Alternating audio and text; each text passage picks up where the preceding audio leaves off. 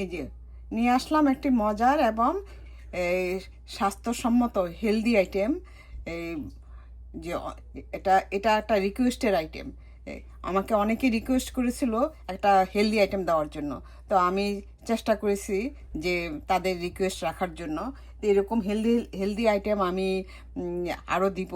তো আর এই আইটেমটা খুবই মজার, খেতেও মজার, দেখতেও যেমন সুন্দর, খেতেও কিন্তু তেমনি মজার। আর এটা খুব একটা সময় লাগে না, ঝটপট হয়ে যায়। তো এইভাবে আপনারাও বানিয়ে খেয়ে দেখতে পারেন। আর এই এই আইটেমটা খেলে আপনার এই মানে শরীর ভালো থাকবে, শরীর ভালো থাকলে মনটাও ভালো থাকবে।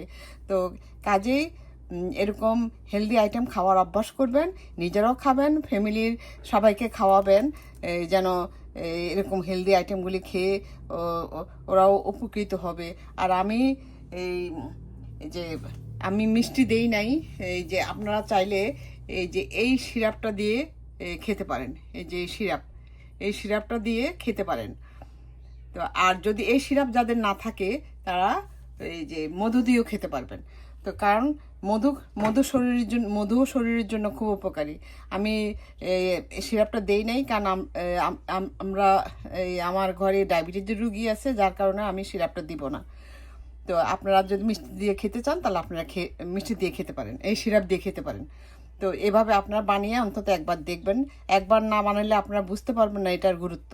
তো কাজেই এই একবার বানিয়ে অন্তত দেখবেন। এরকম এই হেলদি আইটেম আমি আরও আপনাদের মাঝে নিয়ে আসব। এই আর এই আইটেমটা যদি আপনাদের ভালো লাগে, আপনারা আপনাদের আত্মীয় স্বজন, বন্ধু বান্ধব সবার মাঝে শেয়ার করে দিবেন, যেন সবাই এই আইটেমটা দেখতে পারে এবং এরা বানিয়ে খেয়ে উপকৃত হতে পারে। তো আবার এই এরকম আইটেম নিয়ে আসা পর্যন্ত আপনারা ততক্ষণ পর্যন্ত ভালো থাকবেন, সুস্থ থাকবেন। আর দেখা হবে নেক্সট ভিডিওতে। ততক্ষণ পর্যন্ত ভালো থাকবেন। আল্লাহ হাফেজ, বাই।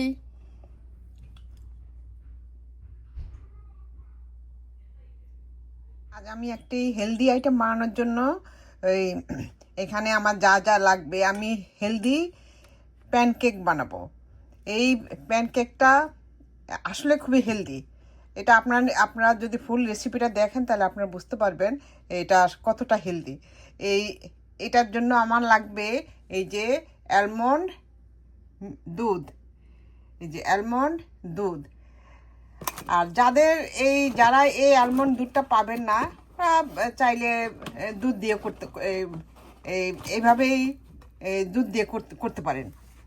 তো আর লাগবে আমার এই যে অ্যালমন্ড পাউডার। আর লাগবে আমার এই যে ইসুপগুল হাস্ক, মানে ইসুপগুল ভুসি। আর লাগবে একটা ডিম, এই যে একটা ডিম। আর অলিভ অয়েল, একটু বেকিং পাউডার, আর সামান্য চিনি। এই আইটেমটা কিন্তু খুবই হেলদি এবং খেতেও কিন্তু মজা। তো আপনারাও চাইলে এইভাবে বানিয়ে যদি সকালের নাস্তা অথবা এই রাতের ডিনার যদি করেন, এইভাবে বানিয়ে করতে পারেন। এটা খুবই স্বাস্থ্যসম্মত, খুবই একটা উপকারী আইটেম। কারণ আমি আসলে এই স্বাস্থ্যসম্মত আইটেমটা আমি অনেকের রিকোয়েস্টে আমার এই আইটেমটা করা। তো আপনারাও দেখে এইভাবে করে নিতে পারেন। আমি প্রথমে একটা ডিম ভেঙে নিয়েছি, এখন এখানে দিয়ে দিচ্ছি আমি এই এই এক টেবিল চামচ পরিমাণ এই অলিভ অয়েল। আর দিয়ে দিব এই যে 1 টেবিল চামচ পরিমাণ আমি গুঁড়া চিনি দিয়ে এটাকে আমি সুন্দর করে মিশিয়ে নিচ্ছি।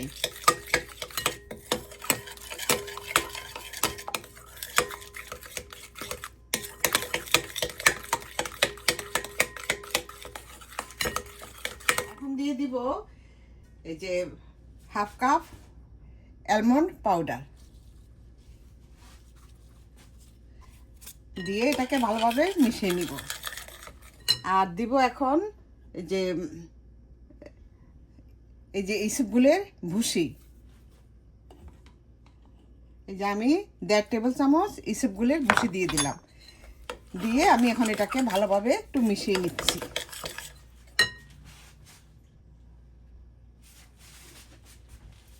দিয়ে দিচ্ছি 1 টেবিল চামচ ময়দা।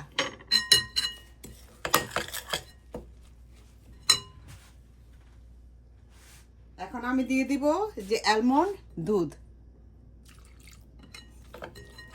দিয়ে আমি ভালোভাবে এটাকে এই যে মিশিয়ে নিব।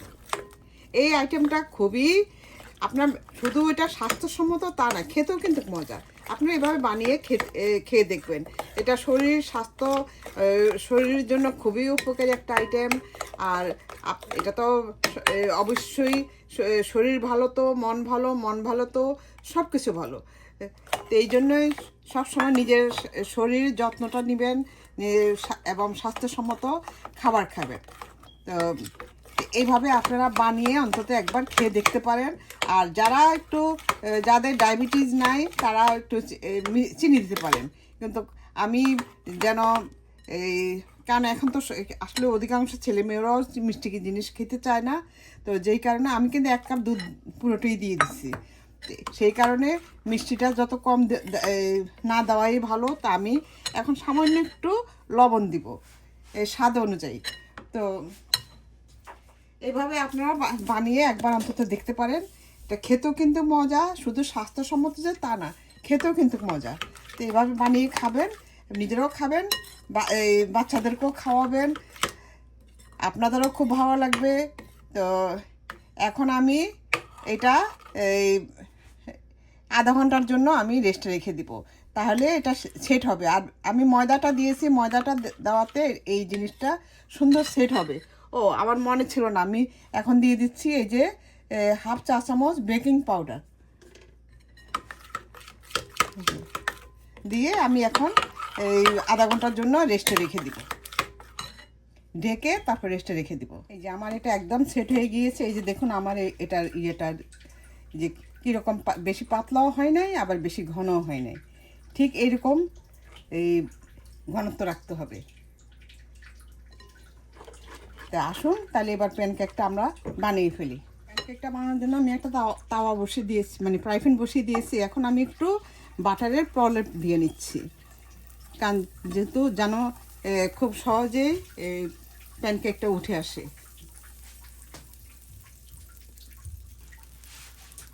আর এটা বানাতে হলে কিন্তু খুব একদম লো ফ্লেমে এটা বানাতে হবে, মানে আগুন বেশি বাড়িয়ে দেওয়া যাবে না, একদম অল্প আগুনে এটা বানাতে হবে।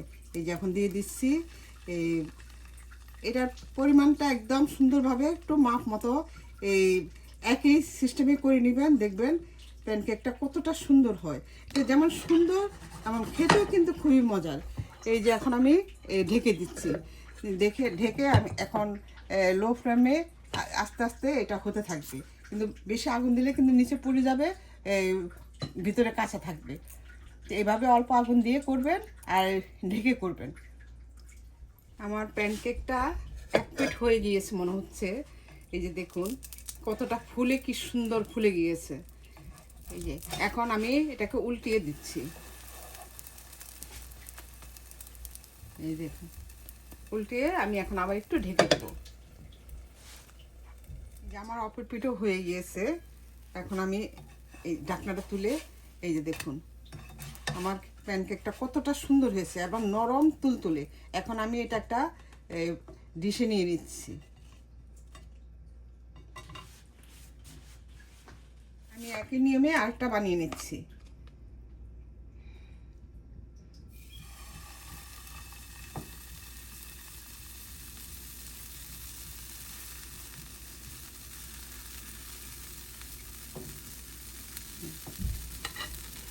এই আইটেমটা কিন্তু খুব ধৈর্য সহকারে করতে হবে। আমার তো মনে হচ্ছে এই আইটেমটা মানে কিভাবে ধৈর্য ধরতে হয় সেটা শিখিয়ে দেয়। এই যে এখন আমি ঢেকে দিলাম, আস্তে আস্তে এটা হলে পর তারপর আমি অপর পিঠ উল্টিয়ে দিই। আমার 1 পিঠ হয়ে গিয়েছে এখন আমি এটাকে উল্টিয়ে দিচ্ছি।